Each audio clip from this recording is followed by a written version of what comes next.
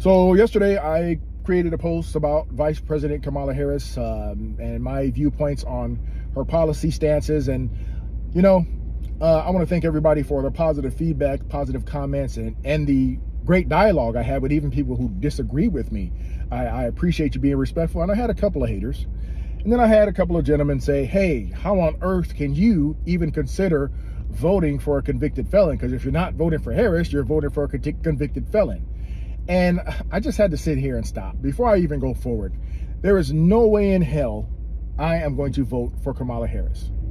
Once again, I'm not going to disparage her. I'm a black man. I respect black women. And I will never, ever disparage her person. But there is no way in hell I would ever vote for Kamala Harris. That's just a no-go right there. Primary reason is she has been reckless and irresponsible. She was in charge of the border, and she left us open to danger and a whole host of other issues and solid logical reasons why I cannot, in good conscience, allow her to California, my America. I won't do that. I'm going to be retired one of these days, and I need a safe place in America to go. And if she wins the White House, I believe America's going to turn into a rolling dumpster fire in the dry forest, without question. That's why. I have faith that even though Donald Trump is your convicted felon, that he's going to do a better job on the economy. He's going to do a better job protecting the people of this country. He's going to do a whole lot of things better than Kamala Harris, who has nothing but a track record of failure. And that's my stance, okay? All right, y'all, we are back with another video. And before we start, please put prayers for Donald Trump in the comment section. We must protect President Trump at all time. And now the Democrats have a very big problem, especially with Kamala Harris, because she's getting destroyed in the polls, just like we already knew she would. Now you got MSNBC, they in panic. AOC, she in panic. Now they just all on set, just crying. And now they trying to use this black thing. This is what I don't like right here. Now, since Kamala is taking over for Joe Biden, now they using this all black people got to come together. If you black, you need to support Kamala Harris. Now, this is what they doing. They're going to try to race bait all the way up to election to try to get black people to vote for Kamala Harris just because of her skin color. Look what this woman done did. Look what she used to do to black folks back then. She was locking them up.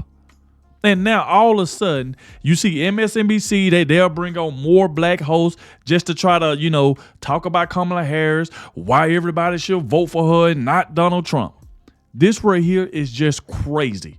So without further ado, let's dive straight into this. Please hit that like button, subscribe to the channel. That way you can stay up to date with everything that's going on. And without further ado, let's go ahead and dive straight into this so y'all can see exactly what I'm talking about. Let's go.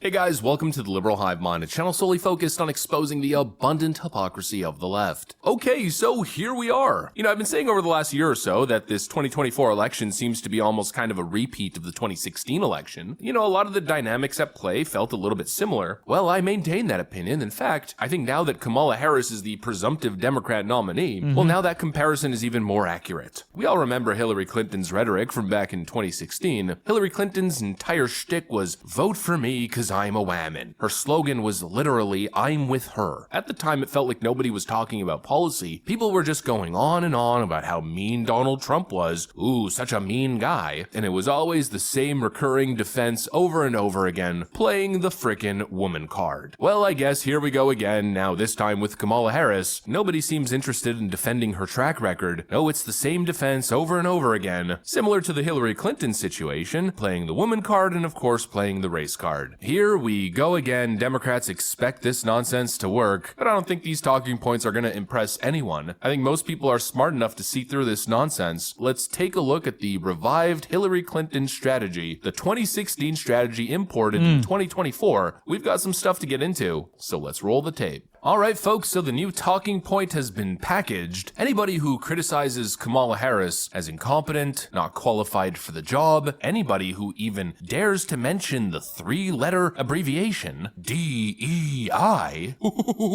anybody who suggests that Kamala Harris is in the position that she is today because of her identity is automatically a racist or a bigot or a misogynist. Just take a look at this. So it's going to be very important that I think we brace ourselves for some of the unfair, misogynistic, and racial undertones, overtones, explicit attacks and implicit attacks that she may be subject to. Insulting black women, you're gonna see something you haven't seen before.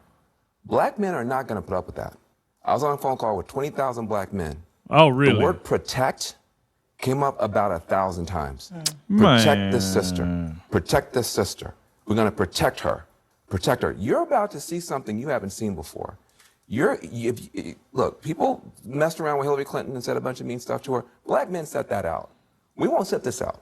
They want to call her a DEI president or DEI candidate. So these are just racist dog whistles. Whenever you hear DEI, I want you to think about the N-word. I want you to think about racial slurs. That's what they actually mean. There is a way to attack her record on policy without calling her a name. Incompetent is an unflattering name. And when people do that to black women, that is what Van is talking about. You might not agree, but as a black woman, let me tell you how we hear it. Yep, so there you have it. Any criticism lobbied towards Kamala Harris is automatically racist, sexist, misogynist. What a lame, pathetic excuse for an argument. It's the same lazy nonsense that we always get from the left. No actual addressing of the claim itself, no, just total dismissal and you're a racist. Yeah, that doesn't work. It didn't work in 2016 and I doubt it's gonna work now. And why is it not gonna work, you may ask? Well, very simply because of what I said just earlier. It's lazy. It doesn't actually address the issue at hand. You know, if you make the claim that Kamala Harris is incompetent, the response should be, no, she's not incompetent. Here are all of her amazing accomplishments. Wow. Wow. You know, they should be going through the freaking bullet points. She's achieved this and that and this amazing thing and that amazing thing. But that's not what Democrats are doing, no. Instead, they take the lazy path and just point the finger at you and say you're a despicable racist. And that's very simply because they have no merit. You can't actually defend Kamala Harris's track record or accomplishments because there aren't any. Let me show you guys exactly what I mean by that. What do you think has been her biggest accomplishment since she's been vice president? Oh, I have to say, since the Dobbs opinion, the way that she has rallied women and friends of women, also called men, around this country on the issue of abortion and just taken it home. First vice president in history to visit an abortion clinic. Yep, that's... She the first vice president to visit an abortion clinic. See, this is the crap I don't like. I knew if once Kamala was gonna be the one that take over, they're gonna start using this race card. Now this guy say, oh, if they calling her a DEI, then just think of the N word. Now you see how they do all this right here for Kamala Harris, like, oh, they shouldn't be saying this about her because they'll be considered racist and all of that. So what about y'all calling Donald Trump Hitler? Why don't y'all say the same thing? That y'all been sitting over there, MSNBC, CNN, all of them always call Donald Trump Hitler. The View, all of them call him Hitler. Y'all don't think about nobody else feeling. So if they feel like Kamala getting attacked, now they want to try to speak out and say people are being mean to her and all that, but yet they can say all of this stuff about Donald Trump. They wish he would have got taken out. They said that on air. They wish he would have got taken out. Calling the man Hitler.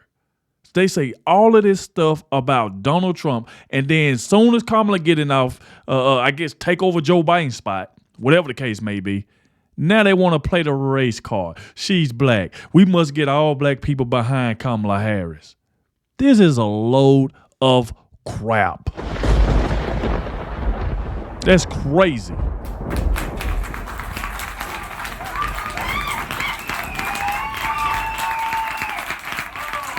So they can call Donald Trump all these names, wishing death on him on air.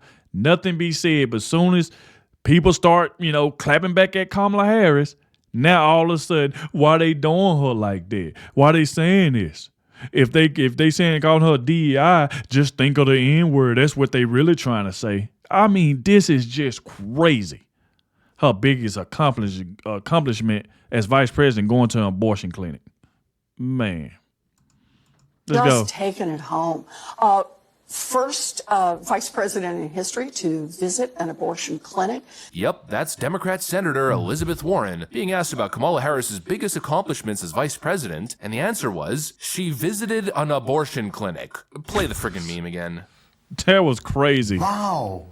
Abortion clinic. Wow, so amazing. Kamala Harris visited a place. All doubts about her leadership have been instantly dispelled. Yeah, Kamala Harris also visited the southern border, and we saw exactly how that played out. Yep. She visited the Northern Triangle, had meetings with the Guatemalan president, all kinds of visits, all in an effort to curb the illegal migration crisis. And what happened following after? Yeah, that's right. The southern border crisis blew up to historic levels never seen before. It's also absolutely unbelievable. I really think Democrats are making a serious mistake here. Pointing and wagging the finger at your political opponents from a dishonest position of perceived moral high ground is never a good look. It is almost always viewed as cringe, and most importantly, lacking of substance, which is kind of ironic because they keep pointing the finger at us, claiming our claims lack any substance. We're just saying she's a DEI hire just because right-wingers are racist. That isn't the case at all. There's actually a significant amount of substance behind the claim. And don't take my word for it. Listen to the Democrats themselves. I mean, Joe Biden.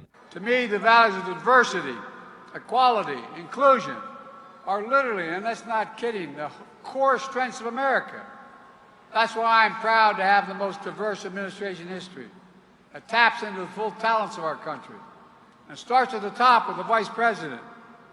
And you and I have talked. You know that I prefer a black female. You've committed to a woman. You've committed to a woman, a black woman, to the Supreme Court. I won't press you on that because you've given it to a committee. But for the record, we have had that discussion, and you listened and said you're going to make the decision after the committee raises it. And credible leaders, Melanie Campbell of the Black Women's Roundtable and others have raised it.